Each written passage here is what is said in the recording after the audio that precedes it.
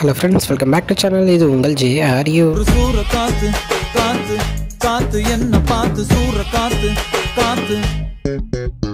So இன்றைக்கி நம்ம சேனலில் நம்ம சிவகார்த்திகேயன் அவர்களை பற்றி தான் பார்க்க போகிறோம். ஆமாங்க, நம்ம சிவகார்த்திகேயன் அவருடைய அமரன் படம் வந்து பார்த்திங்கன்னா வேறு மாதிரியான ஒரு வசூலில் 300 கோடியும் தாண்டி செம்மையாக போயிட்டுருக்கு அப்படின்னு தான் சொல்லணும். ஸோ இதனால் அவருக்கு படங்கள் வந்து அதிகமாக வந்துகிட்டே இருக்குது அப்படின்னு சொல்கிற வரிசையில் அவருடைய 25வது படத்தை வந்து நம்ம சுதோகங்கர் அவர்கள் தான் இயக்க போகிறாங்க அப்படின்ற ஒரு நேசம் கிடச்சிருக்கு. ஆமாங்க, நம்ம சூர்யா அவர்கள் நடிக்கிற 1965 புறநானூறு படம் வந்து இப்போ நம்ம சிவகார்த்திகேயன் சைட் போயிருக்கு.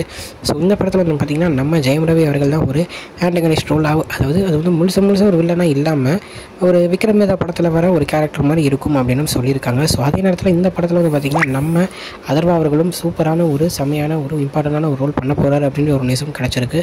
ஸோ சரியான ஒரு செமையான லைனப்பில் நம்ம இன்னொருத்தரும் ஆட் ஆகியிருக்காங்க அப்படின்னு தான் சொல்லுவேன். ஆமாங்க, வேறு யாரும் இல்லை, நம்ம ஸ்ரீலீலா அவர்கள் தான் இந்த படத்துலையும் ஆட் ஆகியிருக்காங்க. ஸோ நம்ம நஸ்ரியா அவர்கள் படம் இருந்த ரோல் வந்து இப்போ ஸ்ரீலீலா அவங்களுக்கு போயிருக்கு. ஸோ எல்லாருமே புதுசாக துல்கர் சல்மான் இந்த நஸ்ரியா இவங்களும் பண்ண வேண்டிய ரோல் வந்து இப்போ இவங்களுக்கு போயிருக்கிறது ஒரு மிகப்பெரிய விஷயம் அப்படி தான் சொல்லணும்.